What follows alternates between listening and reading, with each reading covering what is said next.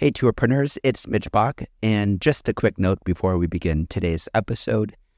Tourpreneur is currently sponsored by Google. We're thankful for their support of our community, and we are offering with them a completely free course helping you unlock the power and potential of Google's Things to Do program, which is specifically helping tour operators add their tours to Google in new ways that gives you new exposure and more direct bookings. To learn more, go to tourpreneur.com/Google. And as always, show notes, more resources, links to our newsletter, our business coaching community, and so much more are available on tourpreneur.com. Now to the episode. Today's episode of the Tourpreneur podcast is kindly sponsored by Checkfront, the booking platform trusted by over 5,000 tour and activity operators around the world. This month, Checkfront is offering an exclusive 90-day free trial for tourpreneurs. Find out more at checkfront.com/tourpreneur. Welcome to the Tourpreneur podcast. Travel industry veteran Shane Whaley will take you on a journey with fellow tourpreneurs, sharing their tips, ideas, insights, and success stories to inspire you to make your tour business the best it can be. And now, here is your host, Shane Whaley. And welcome to Tourpreneur. It is our 30-day tour operator challenge. We are on day 22. It's flying by, isn't it, Kyla? It sure is. We're almost there. I know. I can't believe how quick this month has gone. What's today's challenge? Okay, so today's challenge is you're going to insert website keywords wherever relevant. So you're going to give your website an extra SEO boost by adding relevant keywords wherever possible. Don't worry, this is not going to be a copy overhaul. You don't have to rewrite your whole website. It's just a matter of tweaking the words that are already there. For instance, like say you use the word ghost walk to describe a tour. Well, maybe ghost walking tour is a better keyword to use. So you can just replace that word ghost walk with ghost walking tour or haunted ghost walking tour. Or you can even make it a local keyword by saying Savannah ghost walking tour. But that comes into your research. Yeah, I love the little formula you give, which is in the PDF, which everyone can grab at tourpreneur.com/challenge. Which is tour or activity plus geographical modifier equals local keyword. For instance, whale watching tour plus Victoria, BC equals whale watching tour, Victoria, BC.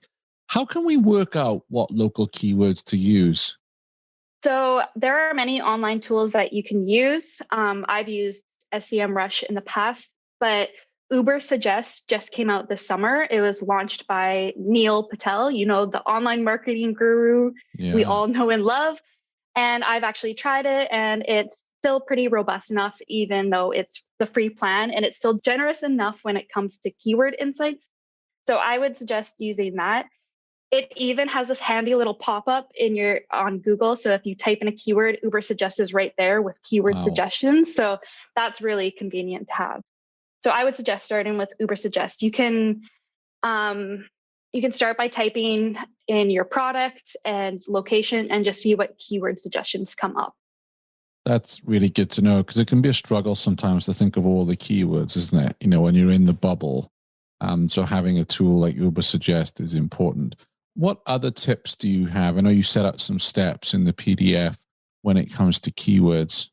Another good tool to use is Google Search Console. So I use it every day. So it's just a matter of creating an account in Google Search Console, verifying your domain. And then you can actually, because the difference between Uber Suggest and Google Search Console is Uber Suggest, you can see what keywords you already rank for on a overall domain basis. But with Google Search Console, you can see which queries you're getting impressions for on a page-by-page basis. So on Google Search Console, if you go to Google Search Results, I think that's the tab that you go to, and you copy and paste the page link and put it in there, and it'll tell you what queries you're getting impressions and clicks for. Yeah, absolutely. I mean, these are very quick episodes, right? With these challenges, we could probably go 2 hours on keyword research and tools. And maybe we should do that in the future.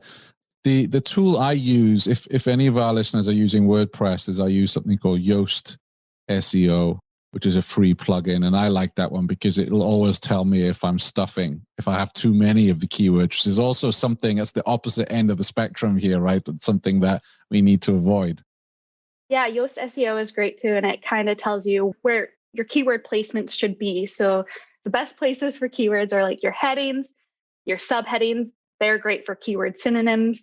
You should make sure you have keywords in your tour descriptions, your tour names. Yeah. You can even save your image file names with the keyword because that will show up in Google image search.